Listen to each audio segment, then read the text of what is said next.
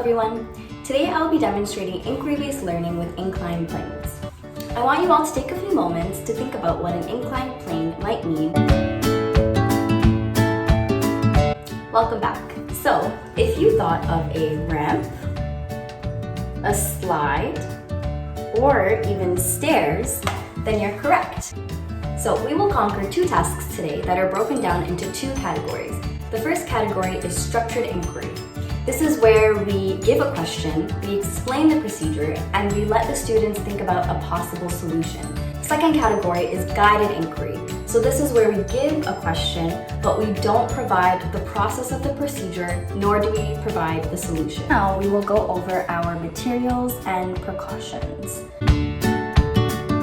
We also need to take some precautions as well. We do need to be careful with the scissors, also with the paper clips because we will be opening them. They do have pointy ends, so just be careful with those. For our first experiment, we are going to start with just one book, and we are going to start with one piece of cardboard, and we are going to take the edge of the cardboard and the edge of the book together.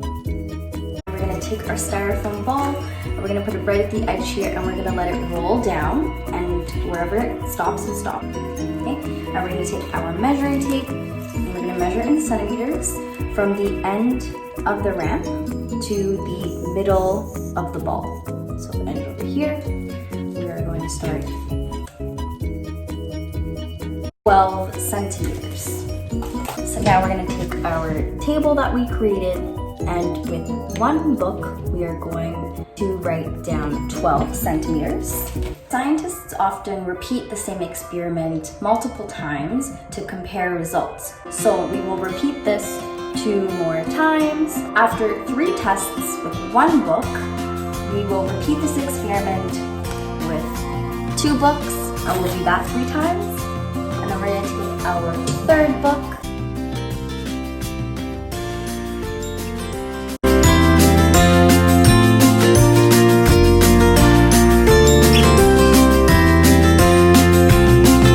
our experiment, it's important that we go over our findings and we ask ourselves, what can we conclude? So we found that our prediction was correct, that the higher the stack of books are, then the farther the ball will go, and this is because the steepness of the ramp. So now we can use our newfound knowledge of inclined planes to complete the second half of the experiment. This is Barry. He is a St. Bernard rescue dog from Switzerland. These dogs would often find buried travelers, and they have saved over 2,000 lives. So now, given this information, how can we get Barry to climb on top of the steep mountain? So we need to adjust the length of the ramp.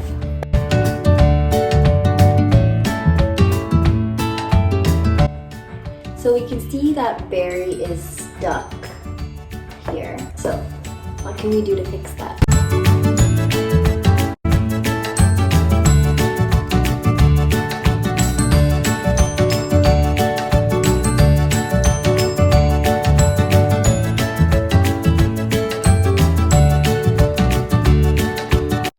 To keep in mind, make sure that you're always providing high student motivation. It's important to continue to encourage your students. If they do get stuck somewhere, have them move on.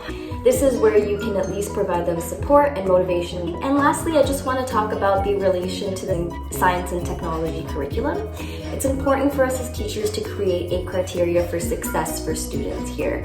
So the criteria for success is Barry needs to get to the top of the mountain as easily as possible. You ask students to determine what does easily actually mean. Basically, you have to understand that Barry has to stay attached. However, it's important that you do not explicitly tell your students what the success point is. I just want to end off by saying thank you for watching, and I hope you enjoyed. Please try out these exciting experiments with your science class.